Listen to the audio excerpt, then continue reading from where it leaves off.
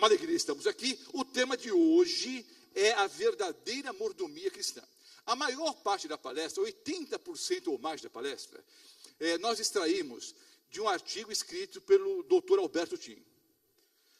Esse artigo foi publicado na revista Parousia. E, infelizmente, a maioria dos irmãos não tem acesso a essa revista. Então, nós fizemos um resumo da palestra e pelo menos 80% da palestra é baseada, então, no artigo do Dr. Alberto Tim. É baseado na Bíblia. Mas quem sistematizou esse estudo bíblico não foi o pastor Roberto Mota, foi o Dr. Alberto Tim. E, queridos, isso é um costume que eu até aconselho alguns irmãos a colocar em prática. Não é errado você ler um livro e tirar a ideia do livro. Só que quando você for pregar sábado de manhã, diga, o sermão de hoje, a ideia eu tirei de tal livro. Quantas palestras eu fiz aqui, queridos, e citei o nome do Dr. Amin Rodor? Várias vezes. Dr. Wilson Andrew White, citei algumas vezes aqui. Estou citando agora o nome do Dr. Alberto Tim. Na próxima sexta-feira, a maior parte da palestra é do Dr. Pedro Apolinário. Então não tem problema nenhum. O problema, queridos, é que tem muita gente que copia as palestras dos outros e diz que é dele mesmo. Agora, você que me ouve, pode continuar copiando as minhas palestras, não tem problema nenhum, não. Não precisa dizer que fui eu que preparei. Tá? Mas não põe o seu nome, que pega mal, né? É para você mesmo, Ricardo, que está me ouvindo no vídeo aí. Não é para vocês aqui não, viu? É que tem muita gente no Brasil afora que pega as minhas palestras e põe o nome dele. Não é mentira isso, irmãos? Hein? Aí vai pregar com a palestra do outro. Quando eu copiei a palestra de alguém, eu digo, a de hoje é do Dr. Alberto Tim. E o tema é a verdadeira mordomia cristã. É um tema muito importante, queridos, porque está até o nome ali, Dr. Alberto Tim. É um tema importantíssimo, porque infelizmente, queridos, como já dissemos desde a primeira aula, o que a maioria das igrejas prega por aí, não tem absolutamente nada a ver com a Bíblia. É interessante que a maioria das pessoas tem uma falsa ideia do cristianismo. Porque embora vivamos num grande país cristão, embora sejamos o maior país católico do mundo, e um dos maiores países evangélicos, são mais de 30 milhões de evangélicos hoje, a maioria dos brasileiros não lê a Bíblia. Aliás, a maioria dos brasileiros não lê nada, muito menos a Bíblia. Então, uma grande parte dos cristãos, católicos, evangélicos, e até adventistas do sétimo dia, não leem a Bíblia como deveriam ler. Então, normalmente, dirigem a vida de acordo com o que o líder religioso falou. O que o padre disse, o que o pastor falou, o que o bispo ensinou. E nós precisamos, queridos, confirmar as doutrinas no assim diz o Senhor. A Bíblia tem caráter normativo. A Bíblia é a única regra de fé e prática. Por isso que dissemos na última aula que a principal doutrina é a da revelação. É uma questão de prioridade lógica. Todas as doutrinas têm que estar alicerçadas, não assim diz o Senhor. Como é que eu vou testar a doutrina? Como é que eu vou saber se aquilo que o pastor disse é verdade ou não? Como é que eu vou saber se aquilo que a igreja adventista do sétimo dia ensina é verdade ou não? Eu tenho que conferir. Eu tenho que saber se é o assim diz o Senhor. E infelizmente, queridos, entre várias doutrinas errôneas, há uma doutrina chamada teologia da prosperidade. A teologia da prosperidade permeia hoje uma grande parte das igrejas evangélicas, especialmente as novas igrejas. E o tempo não permite entrarmos em muitos detalhes, mas basicamente o que ensina essa doutrina? A doutrina diz o seguinte: quanto mais eu der para Deus, mais eu sou abençoado. Quanto mais eu dou, mais eu recebo em troca. É mais ou menos assim, né? Toma lá, dá cá. Será que isso é verdade, queridos? Será que essa é a doutrina bíblica? Há alguns anos atrás, eu estava num restaurante e conversando com uma pessoa de uma outra denominação, ele me disse, o meu pastor ensinou que mais de 90% da Bíblia fala em dinheiro. Irmãos, a Bíblia fala em dinheiro, sim. Fala bem, fala mal, né? Há vários textos bíblicos que falam sobre dinheiro na Bíblia, sobre mordomia, sobre dízimos, ofertas, mas 90% da Bíblia fala em dinheiro. E essa teologia da prosperidade, ela cresce, porque, infelizmente, nós, pecadores, gostamos de ouvir isso. Quando você chega e faz um sermão, por exemplo, sobre a graça, as pessoas não gostam de ouvir isso. Não gostam de ouvir. Quando você diz, é tudo de graça, porque a própria palavra graça significa isso, né? É algo que eu recebo de graça. Quando você diz, a vida eterna é de graça, a salvação é de graça, o perdão é de graça. Alguns pensam assim, pastor, que negócio é esse? Quer enganar o povo? Está apresentando uma salvação fácil e barata? Que negócio é esse? O indivíduo matou, roubou, adulterou, mentiu, usou cocaína, fez um monte de coisa errada. Aí ele pede perdão, Deus perdoa e acabou. O que é isso, pastor? Está muito fácil. Não, não é fácil não, irmãos. Não foi fácil. Custou o sangue, custou a vida do meu Senhor e Salvador, Jesus Cristo.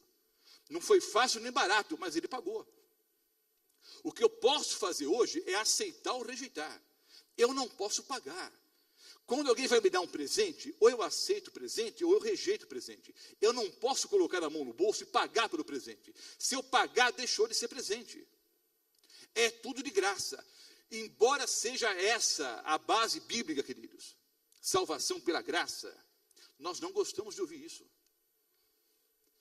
Nós gostamos de sentir que fizemos alguma coisa para receber em troca o perdão e a salvação. Aí eu fiz a minha parte. Aí eu devolvi o dízimo. Aí, agora estou guardando o sábado. Eu estou ajudando os pobres. São coisas boas. Não estou dizendo para não fazer isso. Mas nada vai comprar a sua salvação.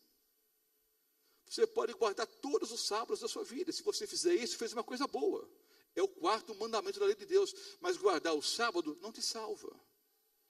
Você pode e deve devolver o dízimo todos os meses. Mas isso não vai te levar para o céu. Você pode ajudar os pobres todos os dias. Pode e deve ajudar. Dentro das suas possibilidades. Isso não vai te levar para o céu. Eu sou salvo pela graça, que eu aceito pela fé. E naturalmente eu vou viver como cristão. Mas muitas pessoas inescrupulosas, conhecendo bem o coração humano, aproveitam isso. Eles sabem que as pessoas gostam de sentir, olha, eu dei tudo que eu tinha na minha carteira. Em troca, Deus vai ter que me abençoar. Sabe como é que funciona isso mais ou menos no meio adventista também? Quando tem vigília na igreja. Hoje está meio fora de moda as vigílias, né? Mas aquelas longas vigílias a noite toda, o povo gostava de participar. Mas gostavam por quê? Pensavam assim, olha, eu vou ficar a noite inteira acordado. E às 5 da manhã eu vou orar. E Deus o quê? Não vai poder dizer não. Porque eu passei a noite inteira aqui me sacrificando. Não é? Olha, eu estou jejuando. 1 dia, 2 dias jejuando, porque eu vou orar e Deus não vai ter como dizer não. Porque eu estou fazendo o que? A minha parte. Então é mais ou menos assim que funciona a mente das pessoas. Nós gostamos de sentir que fizemos alguma coisa para receber em troca a salvação. Quando alguém diz, é de graça, parece que perde um pouco, né? Quando você diz que é de graça, parece que perde um pouco a graça, né? O povo gosta de sentir que fez alguma coisa. Mas nota, queridos, essa teologia da prosperidade, ela tem vários pontos teologicamente errados. Vamos ver pelo menos 5 aqui. Os textos vão aparecer no quadro para ganharmos um pouco de tempo, porque temos cerimônia batismal daqui a pouquinho ainda. Você pode anotar os textos, pode abrir a Bíblia rapidamente e confirmar. Alguns eu vou ler diretamente na Bíblia, como eu sempre faço. Hoje, a maioria aparece aqui no quadro já, para ganharmos um pouco de tempo. Vejam só. A teologia da prosperidade, essa ideia, quanto mais eu dou, mais eu recebo em troca, ela distorce o caráter do nosso Deus. Apresenta um Deus que não existe. Vamos ver alguns textos bíblicos. O texto é Mateus, o capítulo 5, o versículo 45. Para que vos torneis filhos do vosso Pai celeste. Porque Ele faz nascer o seu sol.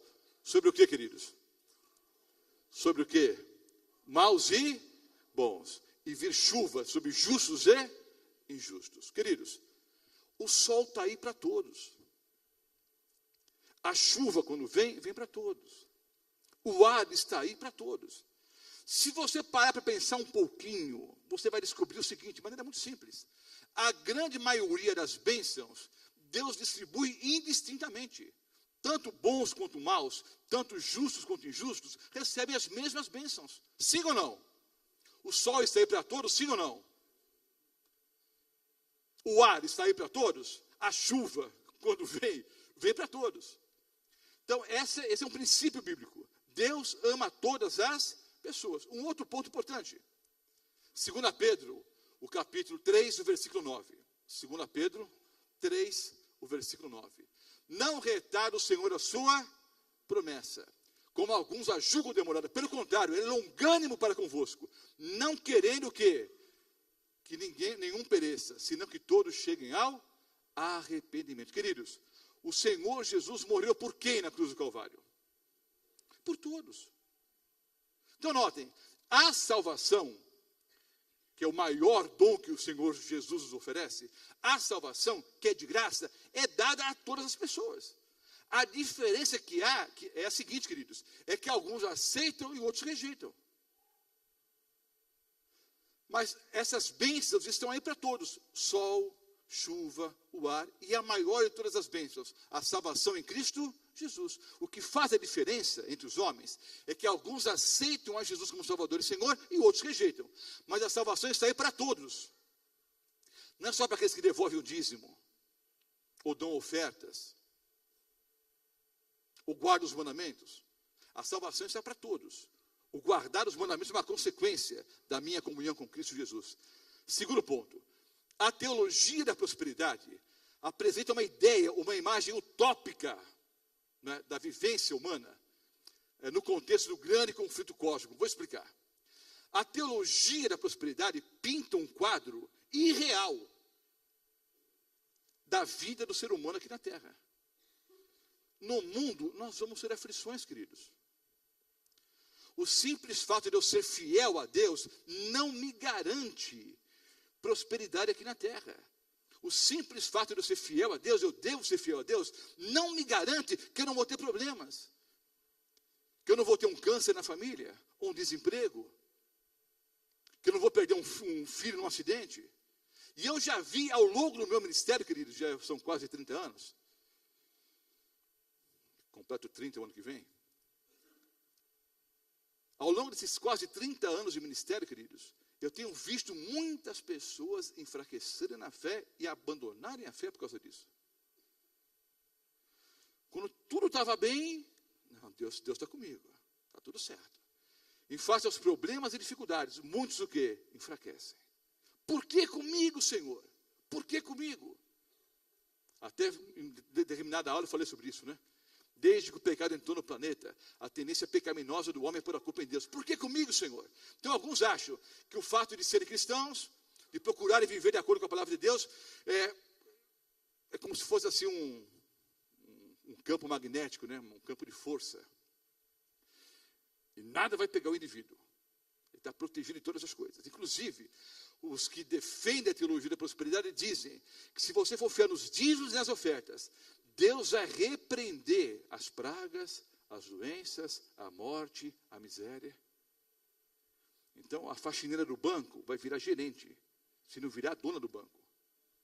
A boia fria, não é, vira o quê? Fazendeira. Isso só acontece em novela, queridos. Para a novela da Globo, é uma boa coisa. Mas no mundo real, nós temos aflições, temos problemas e temos dificuldades. Olha os textos. Bom, não vou ler Jó capítulo 2. Vocês conhecem a história de Jó. Leia depois o capítulo 2 inteirinho. Jó era um homem temente a Deus, sim ou não? Sim ou não? E não teve nenhum problema por causa disso. Hein? Perdeu o que, queridos? Perdeu a casa, perdeu a saúde, perdeu todos os filhos, perdeu os bens, as propriedades. Ele só não perdeu o quê? A vida e a fé em Deus. Não perdeu a vida e não perdeu a fé em Deus. Você sabe, queridos, Deus não é o causador dos problemas. Em algumas raríssimas ocasiões, nós podemos entender que Deus permite que passemos por algumas situações. Deus nunca é o causador dos problemas. Você sabe, lendo a história de Jó, que o causador dos problemas foi o diabo. O Senhor Deus disse para o diabo, olha, está vendo meu servo Jó, como ele é fiel? O diabo disse o quê? Ele é fiel porque está com tudo do bom e do melhor. Tira o que ele tem para ver se ele permanece fiel. Deus não tirou os filhos de Jó. Deus não mandou a doença para Jó. Quem fez tudo isso foi quem? Foi o diabo. Deus permitiu. Permitiu por quê, pastor? Por um simples fato. Para provar que você pode ser fiel apesar das circunstâncias. E no dia do juízo, ninguém vai ter desculpas. Eu até imagino, esse é o tema de outro sermão que eu faço, que no dia do juízo, não precisa falar muita coisa não, Deus não precisa de longos discursos não. Alguém chega e diz, Senhor Deus, eu não podia ser fiel ao Senhor. Olha, eu perdi meus filhos, perdi minha casa, perdi meu trabalho, perdi tudo. Deus não diz nada, Ele só mostra Jó. Não, eu vivi num tempo de muita perseguição, de muita angústia, era difícil ser cristão nos dias em que eu vivia. Deus simplesmente mostra o quê? Milhares ou milhões de mártires que foram perseguidos e permaneceram o quê? Fiéis. Então notem, a teologia da prosperidade, ela distorce, queridos, não é? A verdadeira situação do homem aqui na terra. Nós estamos num grande conflito cósmico entre o bem e o mal. E o campo de batalha é esse planeta. Nós estamos no meio da batalha entre Deus e o diabo. E se você for fiel a Deus, você pode sofrer consequências. E sofre sim consequências no campo de batalha. Lucas 2, versículo 7. Ela aqui é a Virgem Maria.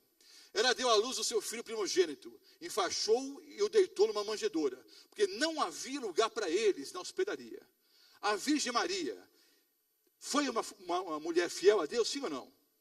Sim ou não, queridos? Bom, Deus olha do céu aqui para a terra. Procura alguém para ser a mãe do Messias. Escolhe Maria. Bem-aventurada entre as mulheres, não é? Maria foi temente a Deus, sim ou não? Foi fiel a Deus, sim ou não? Então, queridos, usando um português popular, ela devia ter dado à luz no Sírio-Libanês, no Albert Einstein. Mas ela foi dar à luz aonde? Numa manjedoura, num estábulo. Porque não havia lugar para ela, numa hospedaria ou no hospital. Veja como isso prova, queridos, que a teologia da prosperidade é falsa. Essa mulher temente e fiel a Deus foi dar à luz aonde? Numa manjedoura.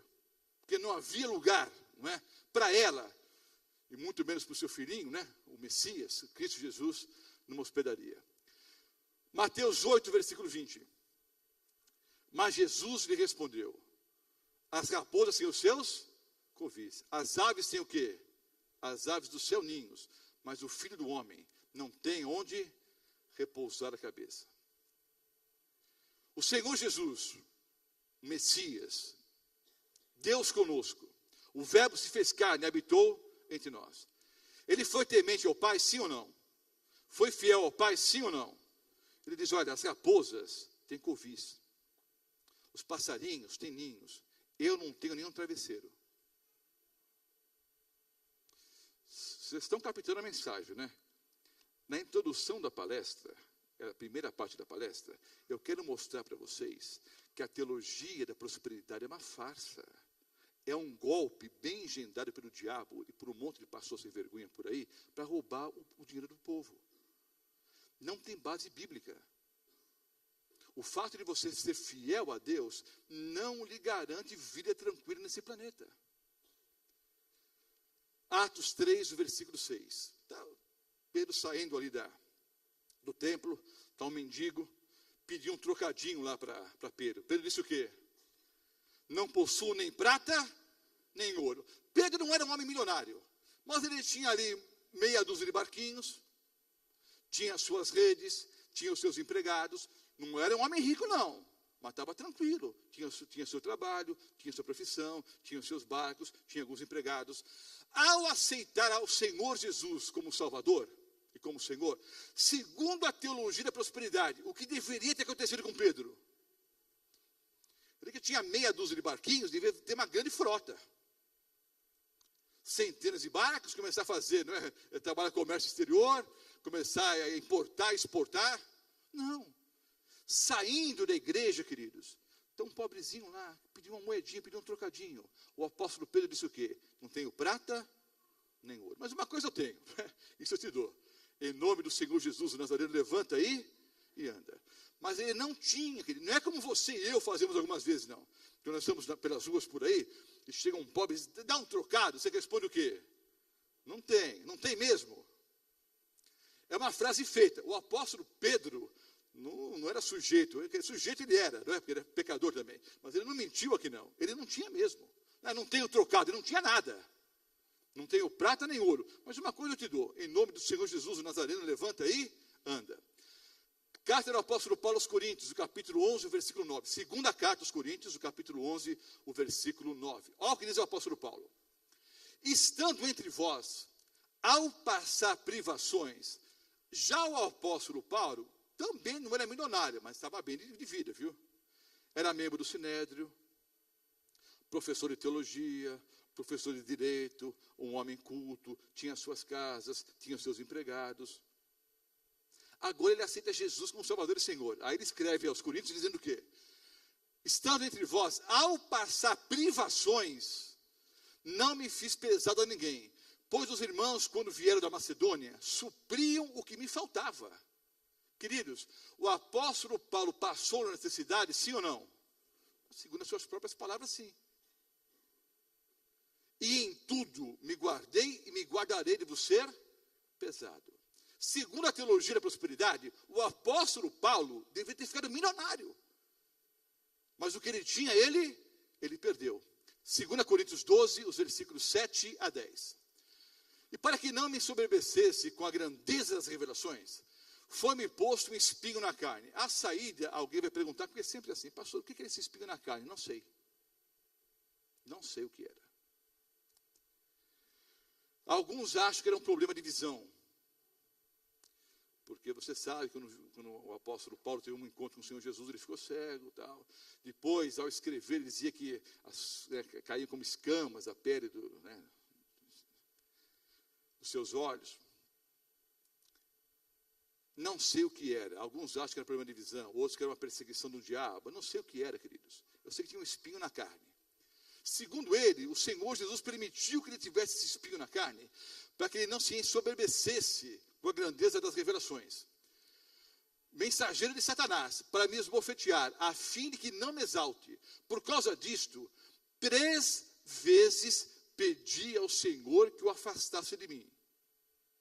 Quantas vezes o apóstolo Paulo orou para que Deus tirasse o espinho da carne? 3. Deus tirou, sim ou não? Não. Tivemos uma aula sobre esse assunto aqui. Algumas vezes Deus responde sim, outras responde não, outras responde espere um pouco, né? Nesse caso, Deus respondeu o quê para o apóstolo Paulo? Não.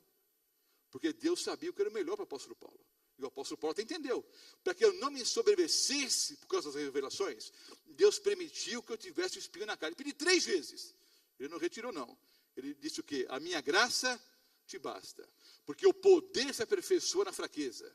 Aí o apóstolo Paulo chega à seguinte conclusão, então. De boa vontade, pois, mais me gloriarei nas fraquezas, para que sobre mim repouse o poder de Cristo. Pelo que sinto prazer. Ele não era masoquista, irmãos. Mas ele entendia que ser fiel a Deus custava algumas coisas. Nas fraquezas, nas injúrias, nas necessidades, nas perseguições, nas angústias, por amor de Cristo. Porque quando sou fraco, então é que sou forte. Queridos, quem é bom de Bíblia vai me ajudar aí. Quantas vezes o apóstolo Paulo sofreu naufrágios? Hein? Várias, quantas vezes foram mesmo? Hein? Quantas vezes? 3 vezes. Queridos, o apóstolo Paulo, quando estava chegando para embarcar no navio, o povo ficava apavorado, lá vem Paulo, já morriam de medo. Porque Paulo ia entrar no navio, o barco o quê? Afundar. Ora, segundo a teologia da prosperidade, ele não devia ter naufragado nenhuma vez. Devia ter ido de primeira classe, inclusive, não é? Mas era entrar no navio, queridos, e o povo tinha até medo do apóstolo Paulo já. E Paulo está vindo, não vai entrar aqui não, vai entrar no outro navio. E parece piada, né? Mas não era fácil não, queridos. Aí o apóstolo Paulo diz, porque quando sou fraco, então sou forte. Segunda carta a Timóteo 3,12. Está tudo na Bíblia, pode conferir. Eu sempre abro ali na Bíblia, mas para ganhar tempo, preciso no quadro hoje aqui. Ora, algumas pessoas, se quiserem viver piedosamente em Cristo Jesus, serão perseguidos. Certo ou errado? Errado. O que tem sido aí, irmãos? Leiam todos juntos, em voz alta. Então vamos lá. 1, 2, 3. Ora, todos...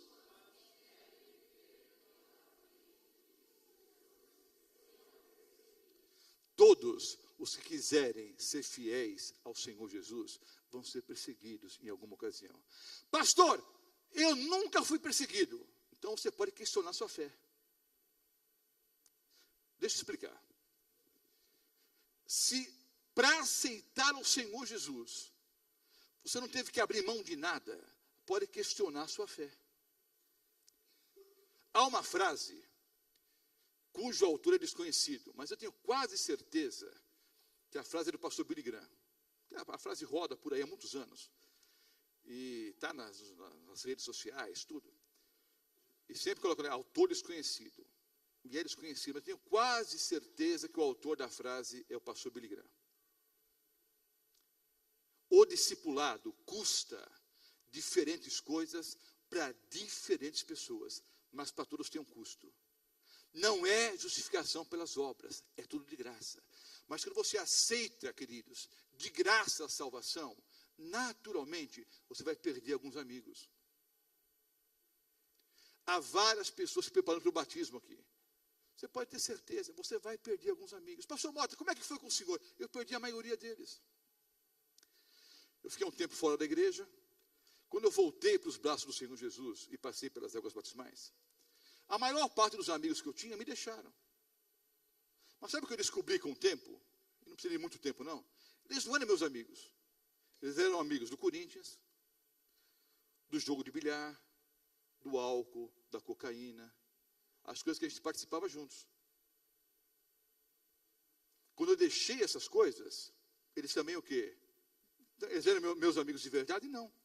O que nos unia, o que era? Era o jogo de futebol, era o álcool, era baile de carnaval, era discoteca à noite.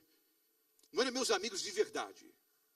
Então, quando você realmente abraça Jesus como Salvador e Senhor, há um custo, queridos. Às vezes, o teu patrão te persegue. Às vezes, um familiar não te aceita mais, no ciclo familiar. Há um custo, queridos. Todos quantos querem viver piedosamente com Jesus serão perseguidos. Terceiro ponto. A teologia da prosperidade distorce a essência dos ensinamentos de Cristo. Vamos lá, sem muitos comentários. Mateus 10, os versículos 9 e 10. Não vos prevereis, Jesus falando para os discípulos, nem de ouro, nem de prata, nem de cobre nos vossos cintos, falta um S ali, nem de alforje para o caminho, nem de 2 túnicas, nem de sandálias, nem de bordão, porque digno é o trabalhador do seu alimento. Olha só. O Senhor Jesus chama os discípulos e manda eles de 2 em 2. E disse, não vai levar carteira, não vai levar ouro, não vai levar prata, não leva nem muda, nem troca de roupa, nem 2 túnicas. Se fosse feita essa mesma proposta para os pastores de qualquer igreja, talvez até a nossa também, qual seria a resposta? Você só vai com a roupa do corpo. Vai ter água, vai ter pão e um lugarzinho para dormir vão te arrumar. Fora isso, não te prometo mais nada. Agora, segundo a teologia da prosperidade, você vai ficar milionário. Você que era pobrezinho, você vai ascender rapidamente, não é?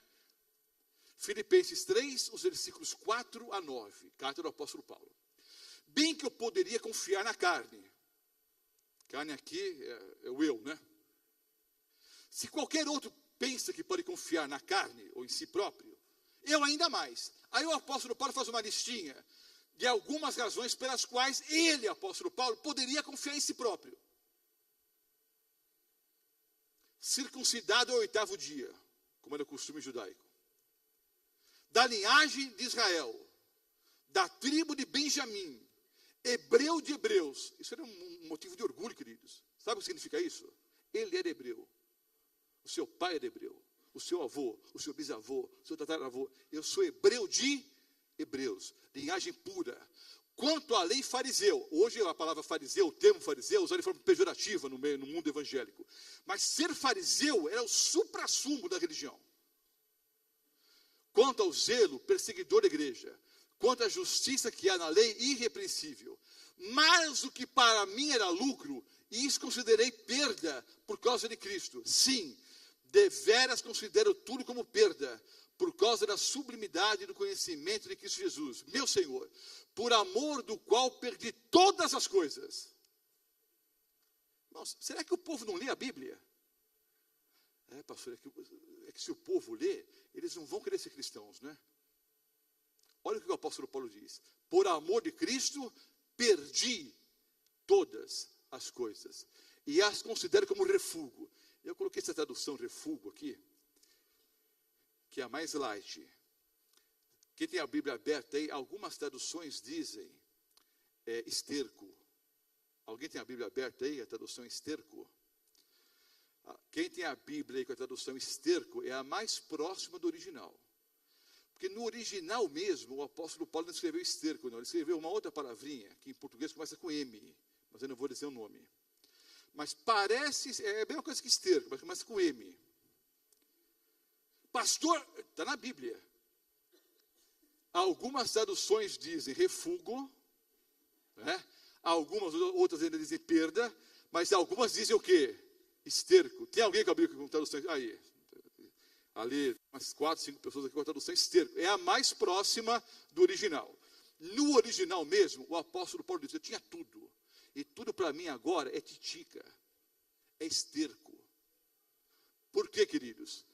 Porque agora ele tem a Cristo, para ganhar a Cristo e ser achado nele, não ter a justiça própria que procede da lei, senão mediante a fé em Cristo, a justiça que procede de Deus, baseada na fé. Outro texto, Mateus 6, pastor, já me convenci, eu sei, mas eu quero mostrar na Bíblia, irmãos. Mateus 6, os versículos 2 a 4 e Mateus 6, 19 a 21. Vamos ler na Bíblia aqui. Esse eu não coloquei aqui no quadro. Abra a sua Bíblia. Mateus 6, os versículos 2 a 4. Mateus 6, os versículos 2 a 4.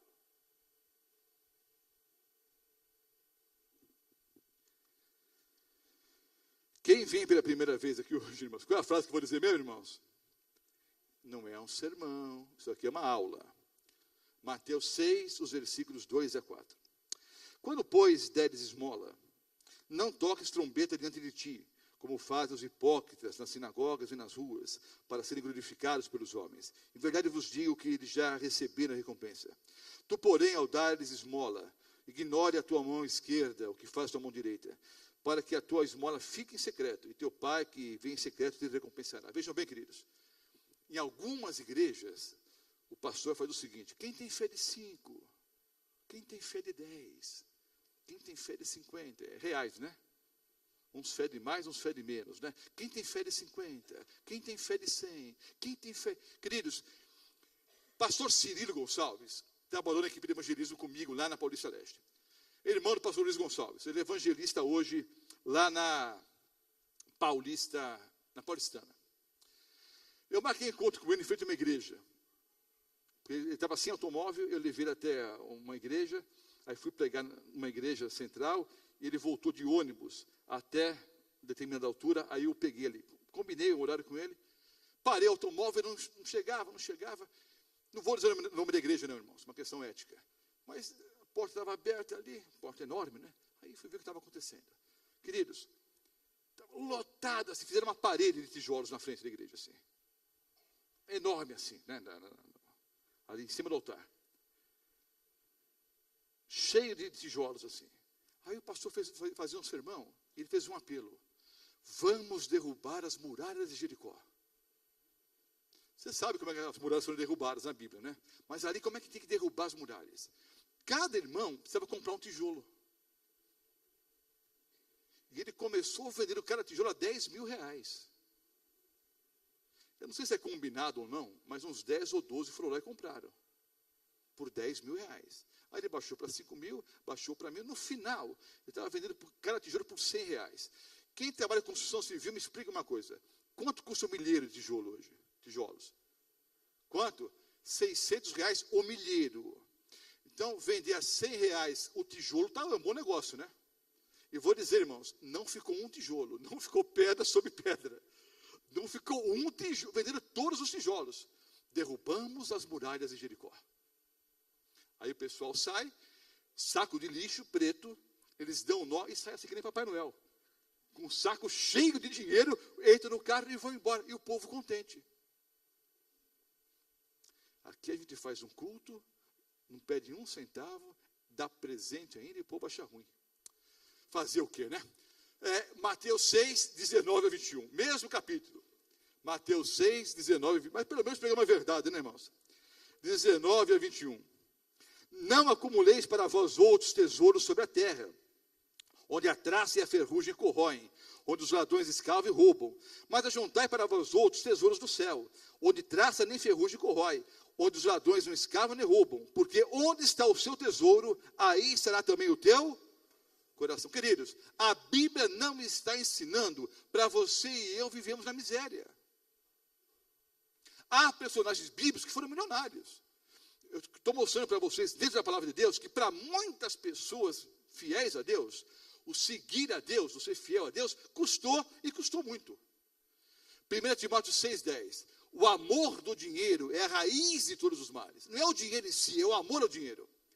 E alguns nessa cobiça se desviaram da fé e a si mesmos se atormentaram com muitas dores. Já expliquei isso numa outra aula. Vou recapitular. Conversando com um jovem rico, o Senhor Jesus pediu para o jovem rico dar quanto dinheiro para os pobres? Quem lembra? Tudo. Pega tudo que você tem, dá aos pobres, segue-me e terás o tesouro no céu. E o jovem retirou-se triste porque possuía muitas propriedades. Conversando com Nicodemos, o Senhor Jesus pediu que Nicodemos desse quanto dinheiro para os pobres? Nem um centavo. Para Nicodemos, o Senhor Jesus pediu, só te falta uma coisa, Nicodemos, tem que ser batizado. Para o jovem rico, ele disse, você pega tudo que você tem, dá aos pobres e me segue. Qual a diferença? Pastor, há uma incoerência na Bíblia? Então não. Nicodemos, que era centenas, talvez milhares de vezes mais rico do que o jovem rico. Como é que o senhor sabe, pastor? Porque alguns historiadores, não é a Bíblia que diz isso. Alguns historiadores afirmam, e não é Ellen White também não, viu, irmãos? Eu estudei Ellen White. Nem Ellen White, nem a Bíblia. Alguns historiadores judaicos afirmam que Nicodemos possuía dinheiro para sustentar Israel por 10 anos. Se todos os judeus parassem de trabalhar, Nicodemos ia pagar aluguel, educação, transporte, alimentação, saúde, para todo o país por 10 anos.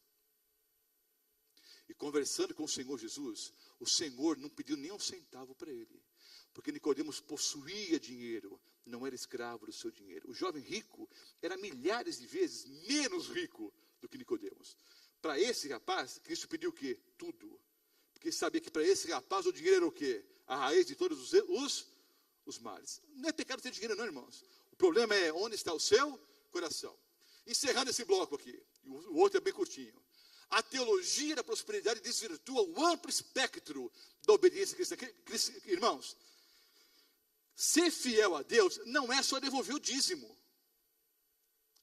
Há um leque de mandamentos, há um espectro de mandamentos. Já disse aqui, quando falei sobre a lei de Deus, guardar os mandamentos é guardar só Êxodo 20, irmãos? Ou é toda a Bíblia, do Gênesis ao Apocalipse? Então notem, para a teologia da prosperidade, o que vale de verdade é só devolver o dízimo. Algumas igrejas até fazem o seguinte, interessante, e se há alguém dessas igrejas aqui, pode me confirmar. Coloca uma cópia da Arca da Aliança em frente à igreja ali. Para as pessoas levarem os pedidos de oração. Tal. Eu acho bonito, eu não sou contra isso não.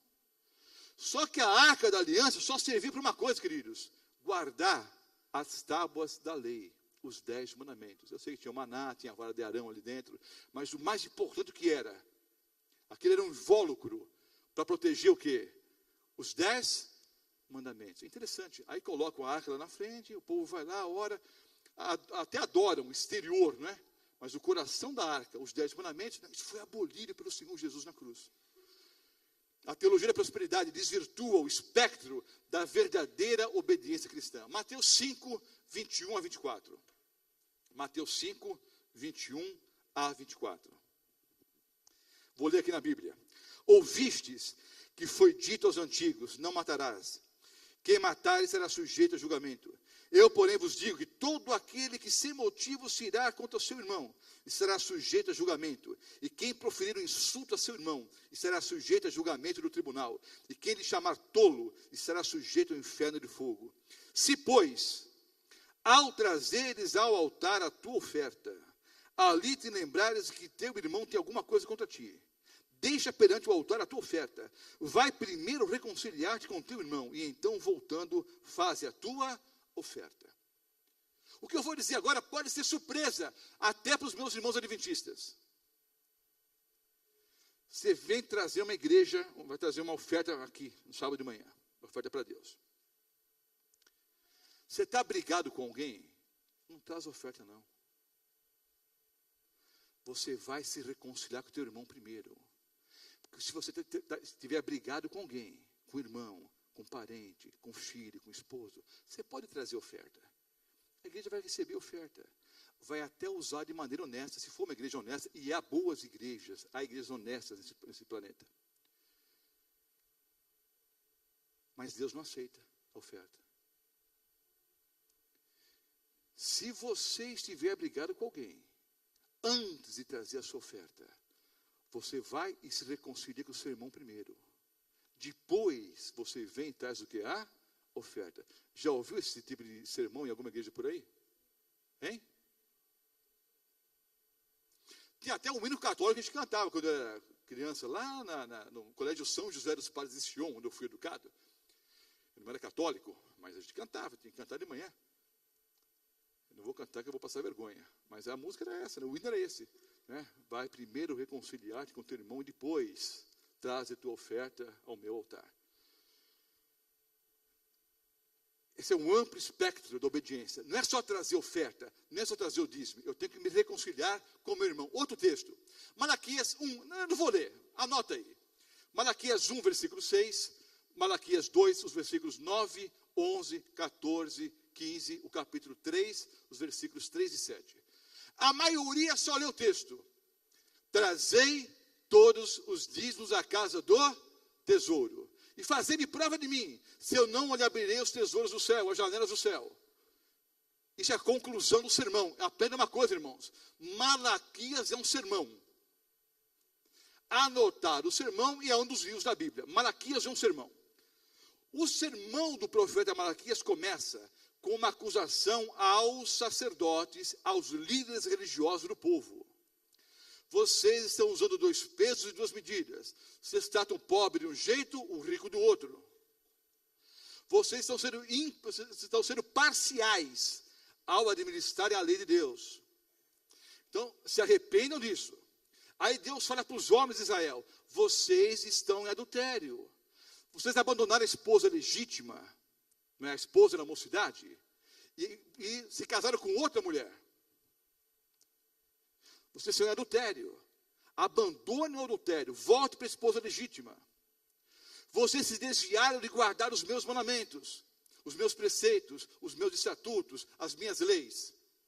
Voltem a guardar os mandamentos. Aí vai todo o discurso. No final, há um apelo em relação ao dízimo. Mas, queridos, não é um sermão sobre o dízimo. O sermão é o seguinte: os pastores têm que ser fiéis. Os homens têm que ser fiéis às suas respectivas esposas, né? Cada um a sua respectiva esposa. Guardem os 10 mandamentos, guardem a lei do Senhor, andem nos meus preceitos, devolvam os dízimos e as ofertas, e aí façam prova de mim. Não é para fazer prova só em relação ao dízimo. Se é a conclusão do sermão, captar a mensagem, depois lê em casa Malaquias, o livro inteirinho. Você lê em 20 minutinhos. É um sermão, isso é a conclusão do sermão. Mas alguns só pegam esse texto para dizer que a bênção vem em relação a dízimos e ofertas. Não, a bênção vem graças a um espectro enorme de mandamentos, e leis e preceitos. Veja, se eu sou fiel nos dízimos e sou um adúltero, Deus vai me abençoar, irmãos? Se eu sou fiel nos dízimos e viciar em cocaína, Deus vai ficar me abençoando? Vai me dar mais dinheiro para eu cheirar mais? Não, não é piada, irmãos. Eu sou fiel nos dízimos, mas eu sou um ladrão. Deus vai me abençoar? Eu sou fiel nos dízimos e sou mentiroso. Então há um amplo espectro, queridos. Agora eu quero chamar a atenção para esse ponto aqui. Malaquias 3, 8, né? 3, 8 a 12 é o mais conhecido, trazer todos os dias, o cara do Senhor e tal. Agora veja que interessante. Vamos comparar Malaquias 3, 8 a 12 com Deuteronômio. Vamos ler aqui. Abra sua Bíblia. Deuteronômio 11, versículos 1, 8, 13 e 14. Deuteronômio, Antigo Testamento. Deuteronômio 11, versículo 1. Amarás, pois, o Senhor teu Deus e todos os dias guardarás os teus preceitos, os seus estatutos e os seus juízos e os seus mandamentos. Versículo 8. Guardai, pois, todos os mandamentos que hoje vos ordeno, para que sejais fortes e entreis e possuais a terra para onde vos dirigis. Versículos 13 e 14. Se diligentemente obedeceres aos meus mandamentos que hoje vos ordeno, de amar o Senhor vosso Deus, de o servir de todo o vosso coração, de toda a vossa alma, darei as chuvas da vossa terra a seu tempo, as primeiras e as últimas, para que recolhais o vosso cereal, o vosso vinho e o vosso azeite. Capítulo 28. Vá um pouquinho na Bíblia. Adiante na Bíblia. Deuteronômio 28, versículos 1, 8 e 13. Se atentamente ouvires ao Senhor teu Deus, tendo cuidado de guardar todos os seus mandamentos que hoje te ordeno, o Senhor teu Deus te exaltará sobre todas as nações da terra. Versículo 8. O Senhor determinará que a bênção esteja sobre os teus celeiros, e tudo que colocares à mão, e te abençoará na terra que te dá o Senhor teu Deus. Versículo 13. O Senhor te porá por cabeça e não por cauda, e só estarás em cima e não debaixo, se obedeceres aos mandamentos do Senhor teu Deus, que hoje te ordeno para os guardar e os cumprir. Então vejam bem, queridos. Me desculpem aqui a paródia, eu não quero ofender ninguém. O discurso é esse.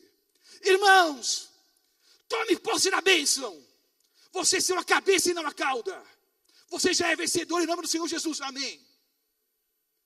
Só que você vai para a Bíblia, é cabeça quem guarda o sábado. As mesmas igrejas que dizem que os mandamentos foram abolidos, pega o texto, irmãos, nós somos a cabeça e não há cauda. Mas lê o capítulo 28. Se vocês guardarem todos os mandamentos que hoje eu dei para vocês, inclusive o quarto, que manda guardar o sábado. Se vocês fizerem tudo que eu mandei, aí vocês serão a cabeça e não a cauda. Então, um pastor, um líder espiritual, que chega numa igreja e prega que a lei foi abolida, e ao mesmo tempo prega que são a cabeça e não a cauda, é no mínimo hipócrita ou não conhece a Bíblia.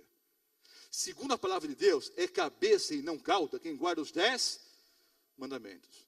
Há um amplo espectro da obediência cristã. Está ficando claro isso ou não, irmãos? Sim ou não? Bom, terminei o primeiro bloco, é a maior parte. Há alguma dúvida? Pastor, eu vou continuar indo em tal igreja e dando meu dízimo lá. Você faz o que você quiser, você é livre. Quem sou eu para te convencer o contrário? Eu não tenho nenhum objetivo, irmãos, de convencer ninguém a nada. A única pessoa que pode convencer alguém é a pessoa do Espírito Santo. Você faz o que você quiser. A minha única obrigação como servo do Deus verdadeiro é mostrar, segundo a palavra de Deus, a teologia da prosperidade é uma farsa, é uma fraude. E só para você pensar um pouquinho, isso vale para todos agora, todos os evangélicos. Os mesmos evangélicos que pedem o dízimo na igreja, dizem que o Antigo Testamento foi abolido. Então como é que você monta um corpo, uma doutrina, no Novo Testamento, sobre dízimos e ofertas, sem usar o Velho Testamento? Pega uma frase de Jesus. Toda a base doutrinária, queridos, em relação a dízimos e ofertas, está no Antigo Testamento. Agora, as mesmas igrejas dizem, o sábado foi abolido, e o dízimo não, por quê? Não, mas o sábado era lei cerimonial, não é lei moral. O dízimo não era para sustento do sacerdócio? Ué, se as leis cerimoniais foram abolidas, o dízimo também foi. Mas você não pode falar isso, porque você vai mexer no bolso do pastor. Isso é, no mínimo, queridos, uma tremenda farsa. Mas, você está sendo advertido. A verdadeira mordomia cristã, eu não vou explicar o que é para fazer e o que não é. Vou mostrar os princípios, 6 textos bíblicos. Entenda uma coisa. Qual é o princípio bíblico da verdadeira mordomia cristã? Ao Senhor pertence a terra e tudo que nela contém, o mundo e os que nele habitam. Então esse é um princípio bíblico. Salmo 24, versículo 1. Tudo que há na terra pertence a Deus. Então, raciocine comigo. Há uma frase comum. Especialmente as mulheres falam isso, mas eu já vi homens dizer a mesma coisa. O corpo é meu, eu faço dele o que eu bem entendo. Já ouviram essa frase por aí ou não? Isso fere o princípio bíblico. Segundo a Bíblia, o seu corpo não te pertence. Segundo a Bíblia, o tempo não te pertence. A vida não te pertence. O dinheiro não te pertence. A casa não te pertence. Nada disso te pertence. Segundo o princípio bíblico, tudo pertence a Deus. E no Éden, a ideia já era essa. Deus colocou o homem como mordomo. Mordomo, queridos, não é o proprietário. Mordomo é aquele que fielmente administra os bens de outra pessoa. Adão foi colocado como mordomo. Ele não era o proprietário da terra. Deus não deu o planeta para o homem. Deus colocou o homem como mordomo. E uma das provas de que o homem não era dono da terra é que havia ali a árvore da ciência do bem e do mal. No dia que vocês comerem, vocês vão morrer. Deus colocou o homem não como proprietário da terra, colocou o homem como mordomo da terra.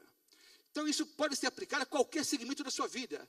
O que você ganha, o ar que você respira, a casa onde você mora, segundo o princípio bíblico, pertence a Deus.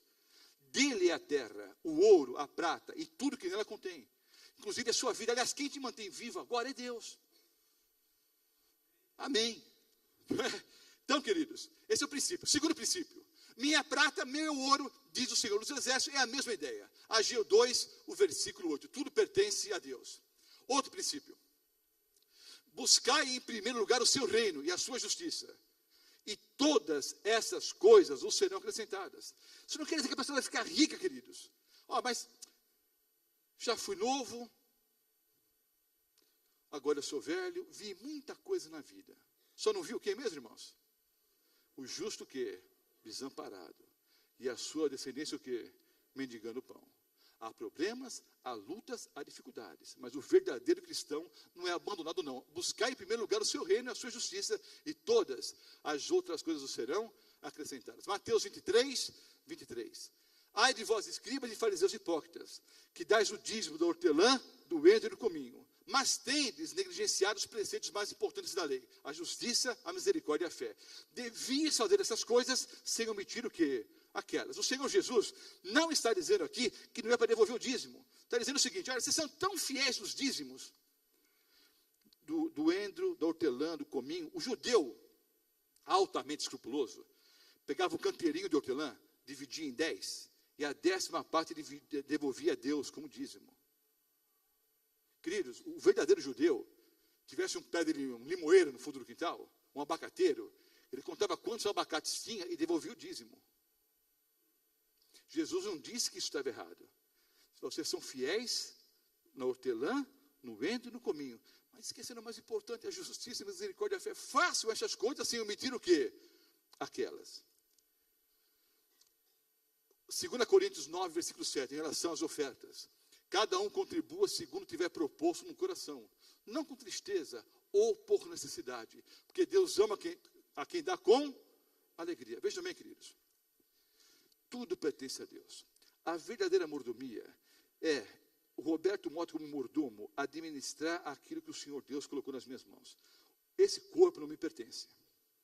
Eu devo administrá-lo de acordo com a palavra de Deus. A minha casa não é minha. Deus me deixou morar ali.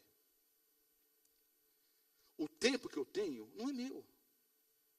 A hora que Deus quiser tirar a minha vida, e pode ser hoje, né? Tem aquela história que eu já contei aqui, como se fosse um bingo, né? Cada um com um número. Daqui a pouco Deus diz: 492, sou eu! É você mesmo. Então, queridos, não é assim de verdade, né? Mas para morrer basta estar vivo. Deus é que sabe os dias que vamos ter aqui na terra. Eu tenho que administrar tudo que Deus coloca nas minhas mãos de acordo com a sua vontade. Então vejam só. Deus me deu na semana o 7º dia, o sábado, para eu guardar de acordo com a sua vontade. 6 dias eu faço aquilo que eu bem entendo, dentro dos princípios bíblicos, como verdadeiro cristão. O 7º dia, o sábado, é para o Senhor. Isso é mordomia cristã. Esse corpo é templo do Espírito Santo. Eu tenho que cuidar desse corpo. Isso é mordomia cristã. Por isso que eu não vou colocar nada dentro desse corpo que prejudique a minha saúde mental, a minha saúde física. Os filhos que Deus me deu para criar são propriedade legítima de Deus. Quando ele voltar, ele vai perguntar: onde estão os filhos que vos dei para criar? Eu devo educar os filhos de acordo com a palavra de Deus. Isso é mordomia cristã. Eu recebo meu salário, 10% eu devolvo para Deus. Tudo é dele. Eu só devolvo 10% como prova do quê? Da consciência que eu tenho de que tudo pertence a ele. Além do dízimo, eu dou as minhas ofertas voluntárias, de acordo com aquilo que eu propus no meu coração. E não tem liquidação, viu, irmãos? Tem até um adesivo por aí, né? Tá na internet, né? Uma foto de uma igreja. Esse mês de liquidação, dízimo a 9%. Não tem dízimo a 9% ou 11%, irmãos. Dízimo, como a própria palavra diz, é 10%, e é bíblico. O Senhor Jesus disse: façam essas coisas sem omitir aquelas, é para devolver 10%. Eu até ia entrar no assunto, mas o tempo não permite. Porque sempre a saída, ou alguém coloca um papelzinho para perguntar, ou me pergunta uma saída. Talvez seja até melhor responder em particular, porque em público causa uma celeuma miserável muitas vezes. Mas eu vou tocar nesse assunto em relação a dízimo. Eu te devo R$600. Não te devo nada, faz de conta. Não devo um centavo para ninguém. Aliás, eu nunca devi dinheiro para ninguém na minha vida. Eu devo amor, carinho, respeito, uma série de coisas. Mas dinheiro nunca devi. Tem um bocado do jeito que me deve e não paga, mas isso é outra história. Te devo R$600. E eu te digo: meu irmão, eu não tenho como pagar. Eu perdi o emprego, não tenho um centavo em casa, minha mulher está passando necessidades, meus filhos e tal. Eu te peço perdão. Você pode me perdoar? Ele me perdoa. Todo perdão é de natureza vicária. Vicarius, em latim, significa substituto. Ou seja, quando Cristo morreu na cruz do Calvário, ele foi o sacrifício vicário. Eu devia ter morrido, quem morreu foi ele.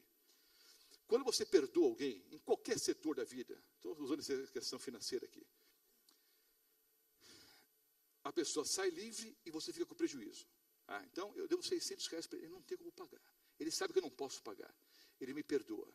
Ele perdeu R$600, eu saí livre. Agora vejam só, ele sabe que eu posso pagar. Porque eu ganho muito mais de R$600 por mês. Ele sabe que eu posso pagar. Eu digo: meu irmão, vamos fazer o seguinte, eu estou meio apertado, então eu vou fazer o seguinte, eu vou pagar 3 de 200, ou 3 de 220, com jurinho aí, tudo bem? Tudo isso para dizer o seguinte, que eu explico em 2 horas isso, irmãos, eu vou ao ponto. Quando o ajuste de contas é possível, não há por que pedir perdão. Você só pede perdão quando o ajuste de contas é impossível. Eu defraudei alguém, falei mal de alguém. Como é que eu vou fazer agora para recolher as penas? Lancei uma fofoca. Fofoca é igual a travesseiro de penas. Espalhou as penas, quem é que vai recolher isso? Ninguém mais. Dá para ajustar as contas? Não dá. Eu te peço perdão, você me perdoa, eu saio livre. Eu fui à sua casa, por querer ou sem querer, eu quebrei um vaso. Esse vaso era da senhora, sua bisavó.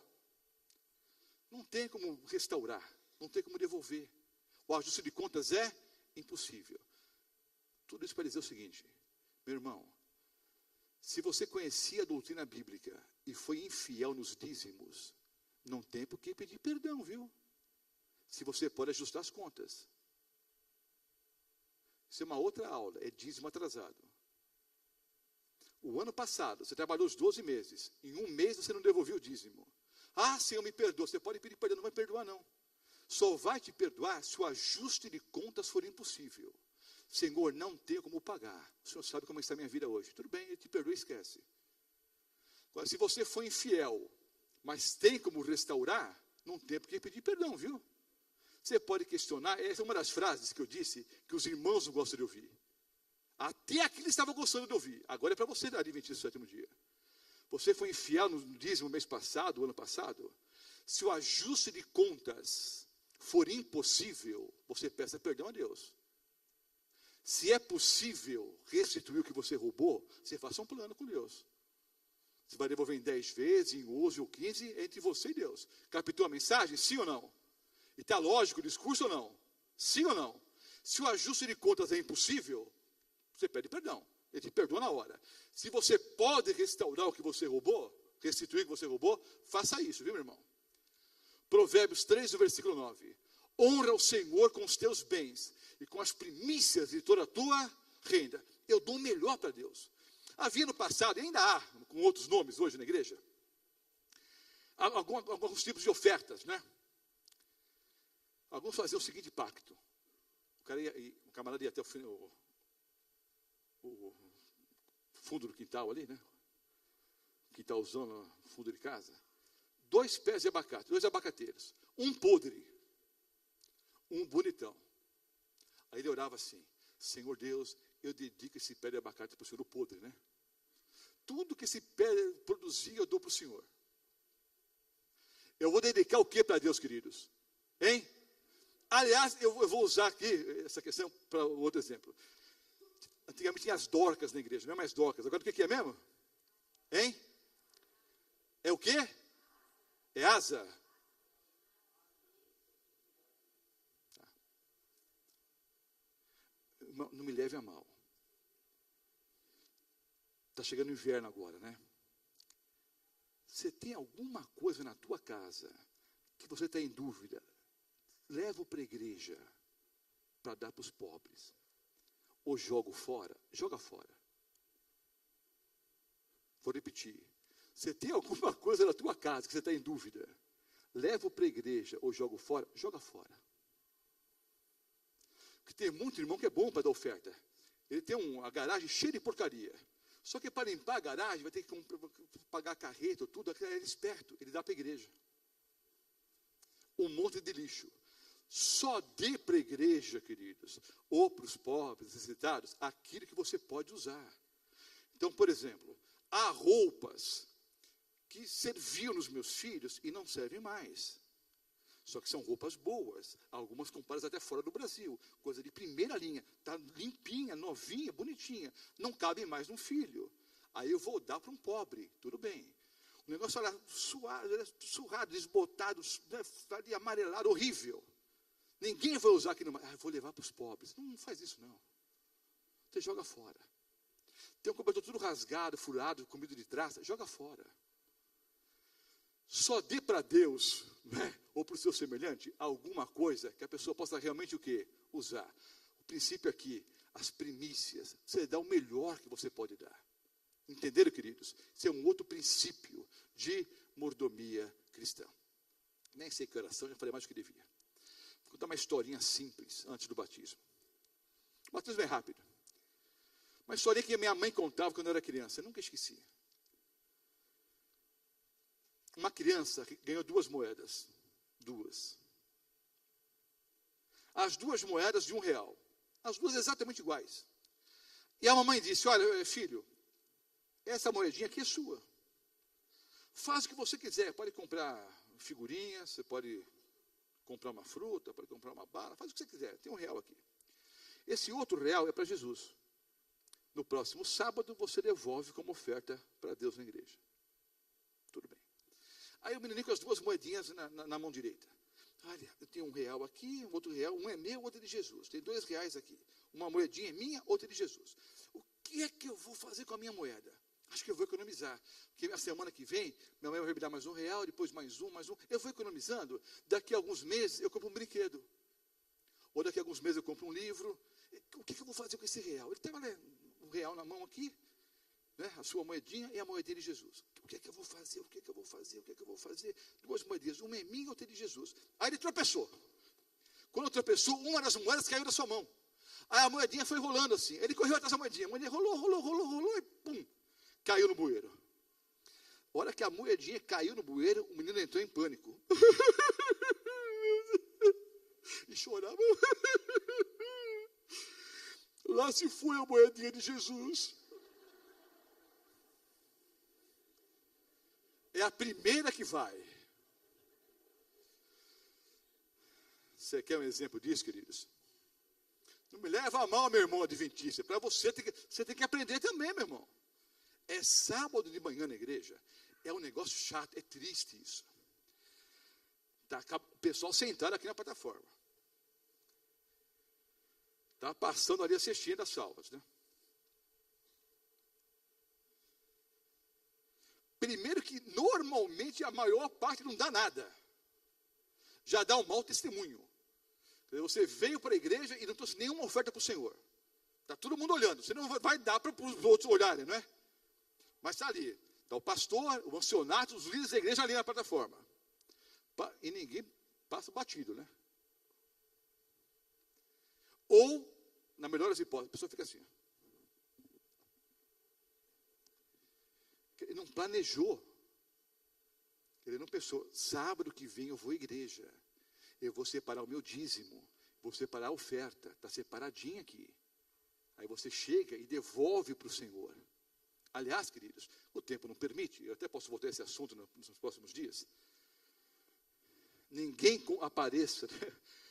Ou compareça diante do Senhor de mãos o quê? Vazias. O verdadeiro culto envolvia devolver o dízimo, devolver o que? As ofertas. Pastor, por que nós não fazemos isso em nossa igreja? Acho que até é um erro mesmo, viu?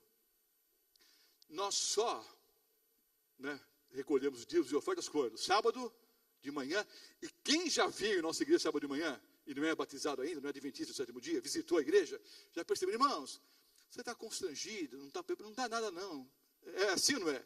Ó, quem não está preparado, a gente quase que pede para não dar. A gente quase que pede para não dar. Nós somos no outro extremo. Mostrei, queridos, a fraude que é a teologia da prosperidade. E mostrei alguns poucos conceitos da verdadeira mordomia cristã. O conceito básico é o seguinte: tudo pertence a Deus. Antes do batismo, deixa eu mencionar coisas rápidas aqui. Eu sou um pastor adventista, sou departamental aqui da Paulista Oeste. Na igreja adventista do sétimo dia, se o pastor for pastor da Central de Curitiba, que é uma das maiores igrejas adventistas do sétimo dia no Brasil, se ele for pastor da igreja de Moema, que per capita é o maior dízimo de toda a divisão sul-americana, se o pastor for pastor da Central de Curitiba, da igreja Central de Moema, da igreja do Brooklyn, em São Paulo, da Central Paulistana, da igreja do Botafogo, no Rio de Janeiro, ou ele for pastor em Teodoro Sampaio, o salário é exatamente o mesmo. Entenderam isso, irmãos? Isso é um princípio maravilhoso em nossa igreja. Não tem briga, né? Eu quero ser pastor daquela igreja, porque na maioria das igrejas congregacionalistas, quanto maior a igreja, maior a entrada de dízimos, maior o salário do pastor. Aqui não. Você pode ser pastor, queridos, lá no sertão do Piauí, estou usando só como exemplo, ou pastor aqui na Nova Redentora, você vai ganhar exatamente o mesmo salário. Amém? É um bom princípio adventista esse, sim ou não? Outra coisa, queridos, quando você viu algum pastor adventista, no sábado de manhã, pegar a oferta, colocar num saco plástico, fechar a boca do saco e ir embora? Hein? Não. Vai tudo para o caixa da igreja.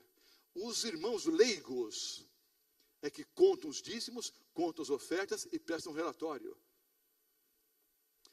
Na igreja adventista do sétimo dia, o dinheiro não passa na mão do pastor, queridos. No final do mês, o meu salário está ali, depositado pela igreja. O dinheiro não passa pela mão do pastor.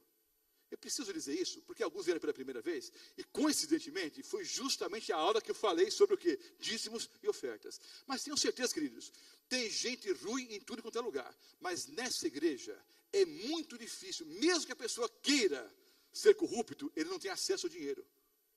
Entenderam? O dinheiro está onde, queridos? Administrado. Outra coisa, nessa igreja, quando você devolve o dízimo, o tesoureiro, se na tua igreja não estão fazendo isso, pode cobrar. O tesoureiro te dá um recibo todo final do mês. Dá ou não dá? Ele devolve o envelope e está lá, Roberto Mota, tantos reais de dízimo, tantos reais de oferta. E nas boas igrejas adventistas, pelo menos uma vez por mês, uma vez por trimestre, o tesoureiro vem diante da igreja e peça um relatório. Irmãos, entrou tanto dinheiro, gastamos nisso, nisso e nisso, tá? E tem uma lista de quanto, quem deu e quando deu. Isso é uma igreja organizada. Nós não somos congregacionalistas. Nós somos uma das únicas igrejas que não é congregacionalista. No congregacionalismo, a igreja tem autonomia local.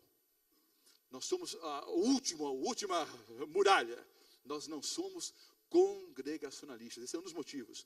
Porque é uma unidade teológica em todo o planeta, na igreja adventista, e uma unidade o quê? Em relação ao trabalho dos pastores. Nós somos uma igreja mundial.